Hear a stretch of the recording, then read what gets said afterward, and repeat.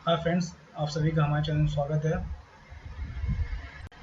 Friends, इस video में मैं विंटर इंश्योरेंस कंपनी लिमिटेड में आई हुई वैकेंसी के बारे में डिस्कस करूंगा।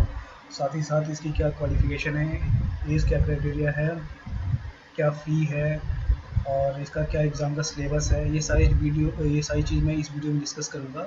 वीडियो स्टार्ट करने से पहले मेरे सभी नए व्यूअर्स से ये रिक्वेस्ट है कि हमारे चैनल को सब्सक्राइब करें ताकि उनको इसी तरह की नोटिफिकेशन मिलती रहे। चलिए स्टार्ट करते हैं आज का वीडियो।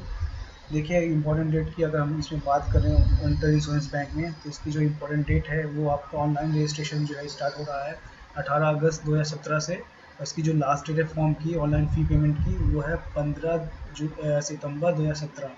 और इसका जो डेट ऑफ एग्जामिनेशन है वो भी दे रखा हुआ है। डेट ऑफ एग्जामिनेशन जो है 22/10/2017 को होगा। टेंटेटिव है, ये मे बी ये चेंज हो सके, लेकिन मोस्ट प्रोबेबली यही है कि इसी दिन होगा। और ये जो एग्ज़ाम होगा वो दो फेज़ में होंगे। पहला प्रीलिमिनरी एग्ज़ाम होगा, देन मेन एग्ज़ाम होगा। और इसकी जो पोस्ट आई हुई है मैं आपको बताता हूँ। तो देखिए, इसमें जो है आपका जो अकाउंट, एक्चुअरीज, इंजीनियर ऑटोमोबाइल्स के legal, medical officer and journalist की पोस्ट आई हुई है। ये जो टोटल नंबर ऑफ पोस्ट है वो 300 है।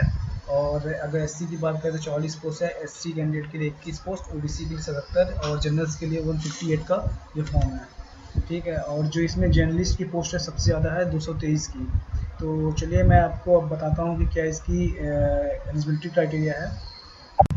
इसमें जो अकाउंट डिपार्टमेंट है, इनकी जो एलिजिबिलिटी क्राइटेरिया है, उन्हें क्या है, एम.कॉम चाहिए with 55% for SC and ST candidate.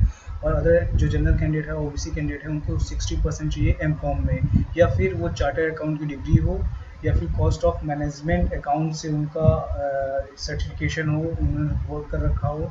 या तीसरा इसमें ये भी ऑप्शन है कि आप एमबीए फाइनेंस से कर रखे हैं और उसमें जो जनरल ओबीसी कैंडिडेट है उनके 60% होना चाहिए और एससी कैंडिडेट के लिए 55% होनी चाहिए। ये जो है पोस्ट वो अकाउंट डिपार्टमेंट के लिए, जो अकाउंट डिसिप्लिन से बनना चाहते हैं।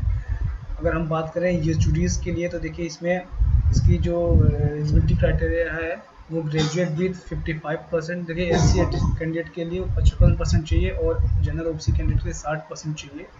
और इन्हें ग्रेजुएट होना चाहिए। ठीक है, तो वो उस डिपार्टमेंट के लिए, एक्चुअलीज डिपार्टमेंट के लिए ये एलिजिबल है। अब बात करते हैं अगर इंजीनियर की, तो देखिए इंजीनियर की जो पोस्ट है उसके लिए जो एलिजिबिलिटी क्राइटेरिया चाहिए वो आपका ग्रेजुएट चाहिए या फिर post graduate degree in engineering. ठीक है। ऑटोमोबाइल इंजीनियरिंग में चाहिए 55% एस सी और एस सी कैंडिडेट के लिए, और 60% जो है जनरल ओबीसी कैंडिडेट के लिए। ये जो है इंजीनियर पोस्ट के लिए है, यानी कि उनको बीटेक रहना जरूरी है। और अगर हम लीगल की बात करें, जो लीगल डिसिप्लिन में है, तो लीगल के लिए ग्रेजुएट चाहिए लॉ में, लॉ डिपार्टमेंट की डिग्री होनी चाहिए। और मेडिकल ऑफिसर्स की बात किया जाए तो वो एमबीबीएस क्वालिफाइड होना चाहिए, तब जाके वो लॉ के लिए एलिजिबल है। अब हम यहाँ पे जो सबसे ज़्यादा वैकेंसी आई हुई है वो जर्नलिस्ट पोस्ट की आई हुई है। तो मैं आपको जर्नलिस्ट पोस्ट बताता हूँ। ये जर्नलिस्ट पोस्ट देखिए, जर्नलिस्ट पोस्ट के लिए जो है वो ग्रेजुएट चाहिए, किसी भी स्ट्रीम से होना चाहिए। और उनके जो परसेंटेज है वो 55% के ग्रेजुएशन होना चाहिए एससी और एसटी कैंडिडेट के लिए, 60% जो है जनरल ओबीसी कैंडिडेट के लिए। इसमें जो है सबसे ज़्यादा वैकेंसी है जर्नलिस्ट पोस्ट में, वो है 223। एज की बात करें तो मिनिमम एज जो है 21 साल है और मैक्सिमम एज जो है 30 साल है। सिलेबस की बात करें तो देखिए, जो प्रीलिमिनरी एग्ज़ाम है उसका जो सिलेबस है वो 3 सेक्शन रहेंगे, इंग्लिश, रीजनिंग और क्वांटिटेटिव के। जिसमें इंग्लिश के 30 क्वेश्चन रहेंगे, रीजनिंग के 35 क्वेश्चन और क्वांटिटेटिव के 35 क्वेश्चन। और इसका जो टाइम ड्यूरेशन है वो आपका 1 आवर है और 100 मार्क्स के क्वेश्चन रहेंगे। सारे क्वेश्चन ऑब्जेक्टिव में होंगे। ये है प्री का सिलेबस।